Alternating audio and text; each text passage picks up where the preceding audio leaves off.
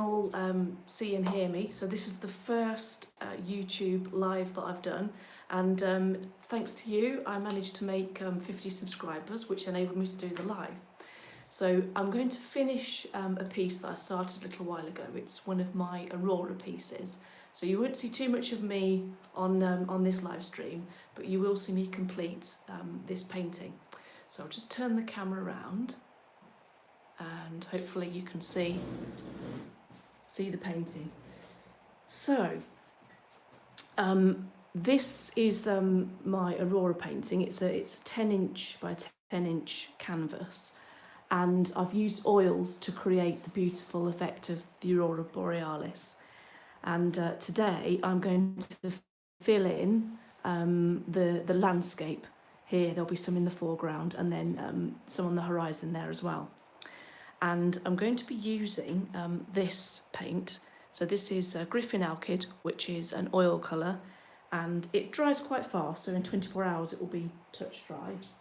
And I'll be using my trusty paintbrush, and then this is my palette. It's a disposable palette, so I can tear off the sheets and get a fresh clean one. And in here I've got linseed oil, and in here I've got turpentine. So if I go quiet, it's because I'm concentrating. So I'm just squeezing out some of the black Alkyd paint. And now I'm going to take off the masking tape here. So just make sure the painting's secure in the easel.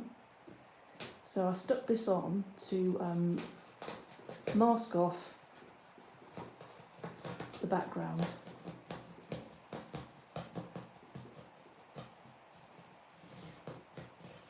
Sometimes the tape comes off all in one piece and sometimes it doesn't. So just fetch off the last little bits.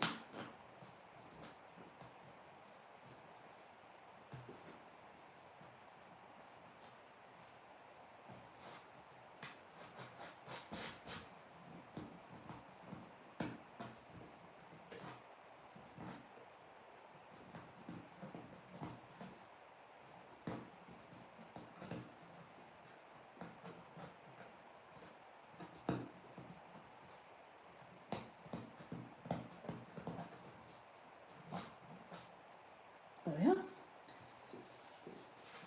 Okay, so we're ready to go. So I'm dipping my brush into the linseed oil, and the reason I use linseed is because it gives a beautiful flow to it.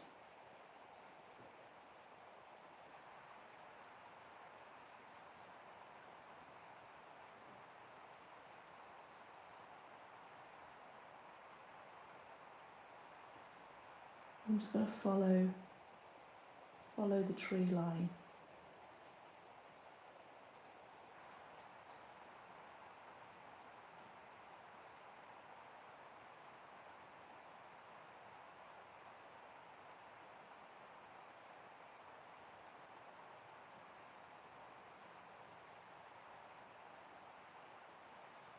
I have tried acrylics a number of times, but for the Northern Lights painting, it has to be oil, because for me they have that flow. They sort of flow beautifully on the canvas. Acrylic dries too fast for me. It's good for backgrounds and it's good for underlaying. So you know, if you want to paint a big canvas,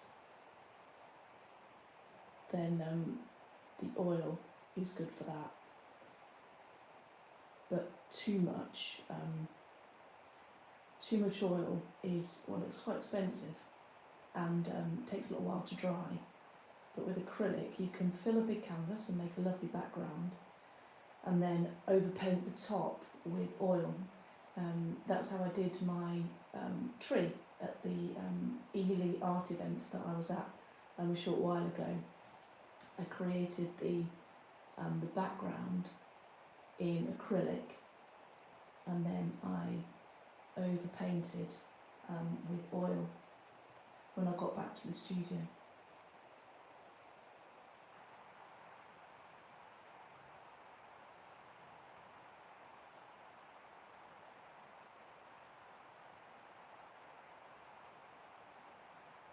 Concentrate quite hard when I'm painting, getting close to the water.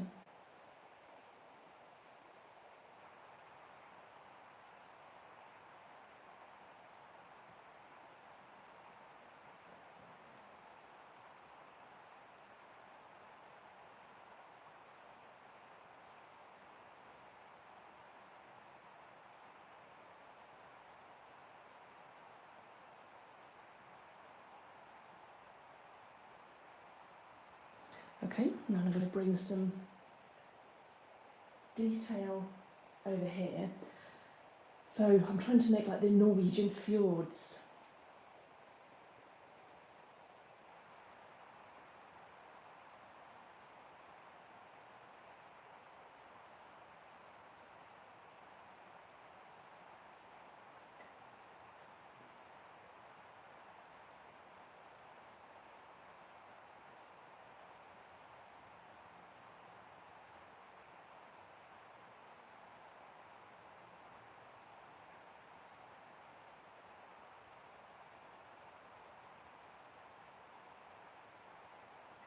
I might swap to a smaller brush shortly.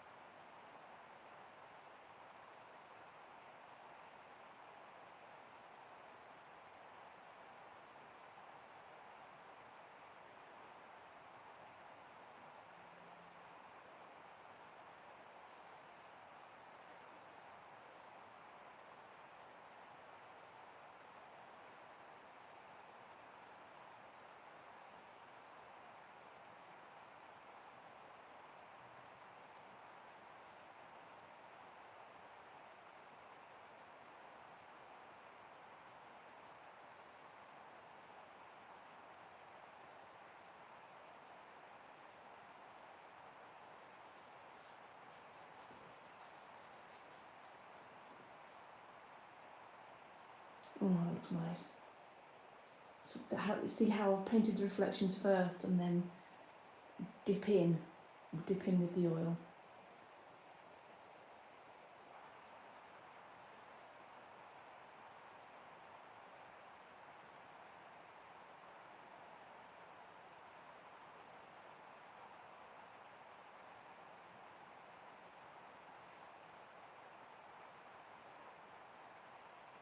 I'm just creating like a little bridge of landmass there.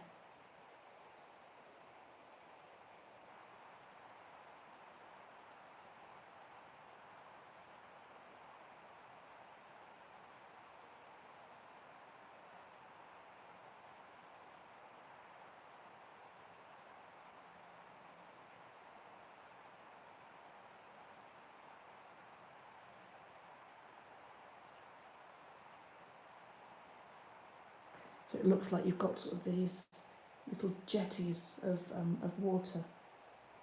So I'm just going to grab another brush, and the brush that I'm going to use is this brush. This is a script brush, and it's usually used for things like for calligraphy, for sign writing, boat painting, anything where you need to actually draw letters. But I like the way that you can get that tip to make like a chisel shape, and it's very thin, so you can actually add some beautiful detail. So in the foreground I'm going to add a few trees.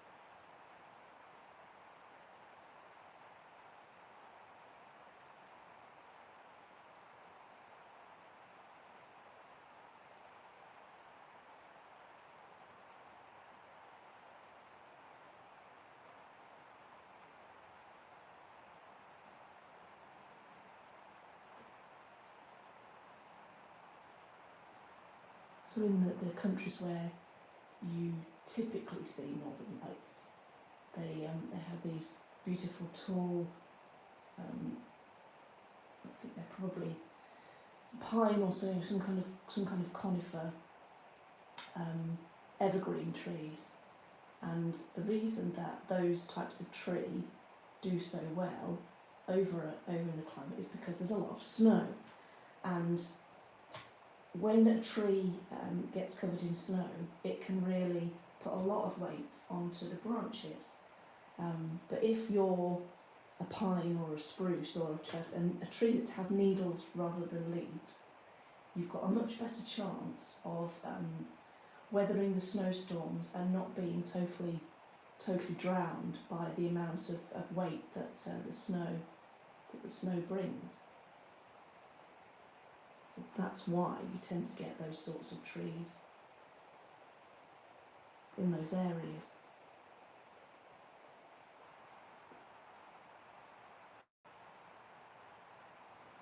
When I paint the Northern Lights, it reminds me of Christmas, because it reminds me of the film The Snowman by Raymond Briggs. I always cry whenever I watch that. It was my mother's favourite Christmas film to watch, and we always used to watch it together. And I love the childhood magic that he experiences, the little boy, when the snowman comes to life. And then I cry when the snowman's melted. It's so sad. But as they fly to the adventure, the northern lights appear as they get closer and closer towards the North Pole, and the way that the artist who produced the cartoon, the illustrations in the cartoon, made them look just like lights in the sky. And I like to think of them as nature's own light show. And I'm running a free print giveaway at the moment. I'll put some links in the notes to the free print giveaway, and you can choose your free print. There's 4 to choose from, and there's also the set. You can get the set as well.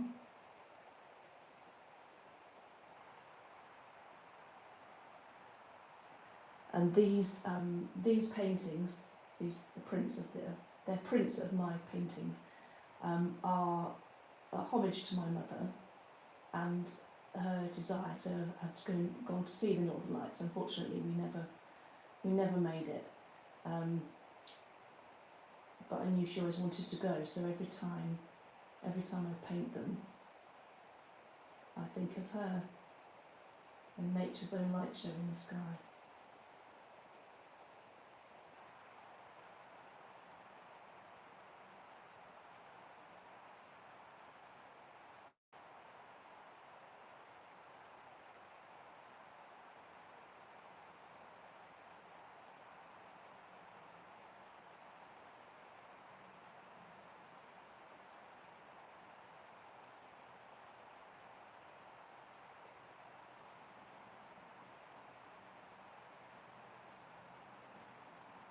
I might just put a little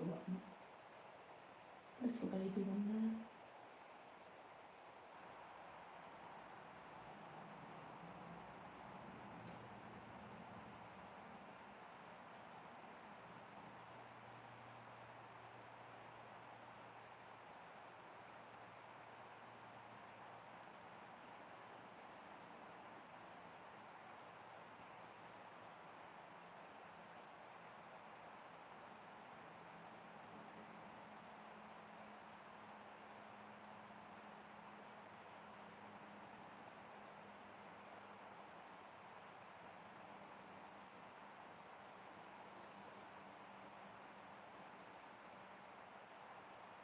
Just going to black out the middle bits here.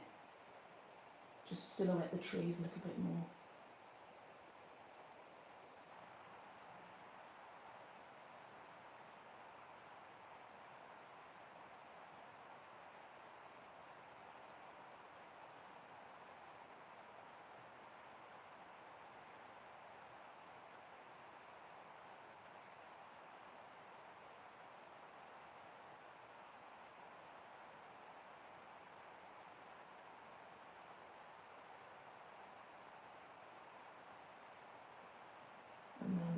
one last one on the end.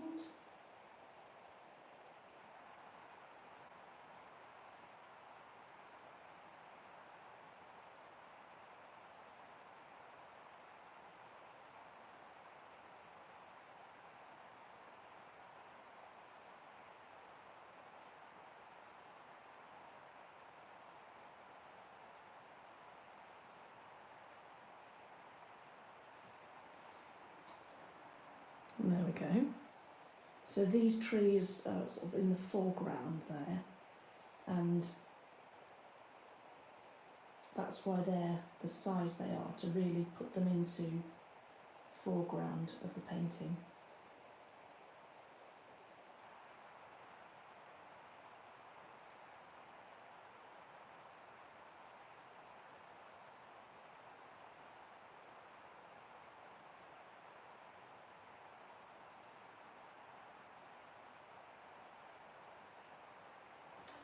Okay. I'm not far off finished here, I think, because sometimes you can overwork a painting if you spend too long at it. And people have asked me, well, how do you know? How do you know when your painting is finished? And I know that it's finished when I'm about to start fiddling, and I know it's coming because I'm looking at the piece of artwork and I'm looking for things to do, and that's when you know that it's done. Because I'm working completely from my head on this one, I don't have a reference photograph at all. I'm just purely using my imagination. So I could add more to it, but I think it might spoil it if I add in too much more detail. What I want to do is just get this line right here. I might have to bring that tree line there. Might have to bring the edge of the lake there down just a little bit.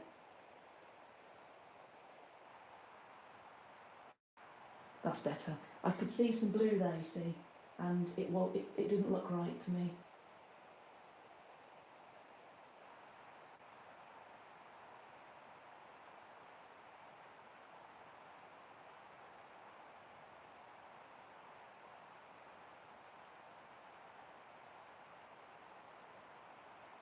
That's better.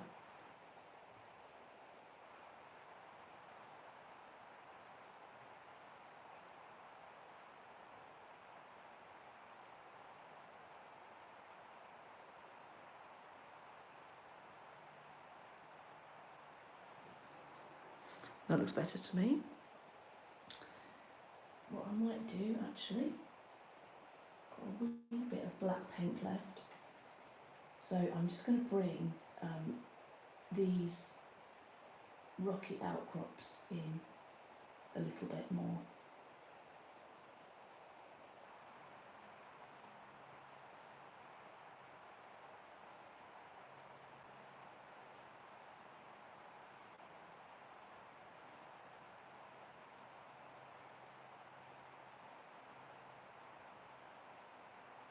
Well, that was better. Yeah, I like that.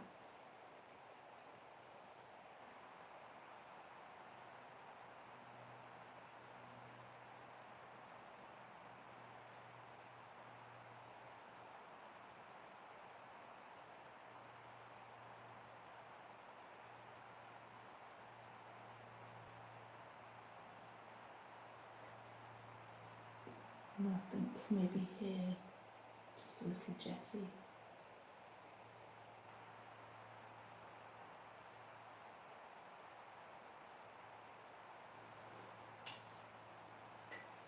It just adds a bit of interest.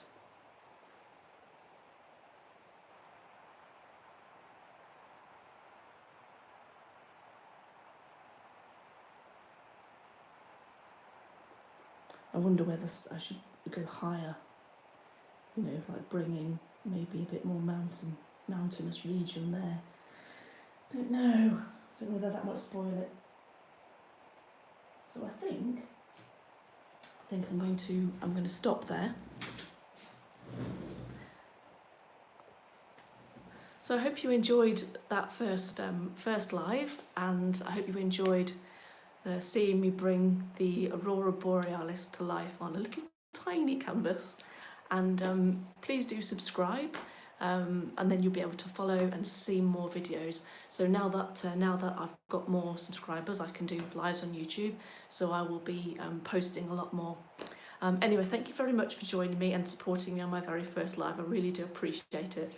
It's a bit nerve-wracking, and I will hopefully see you soon.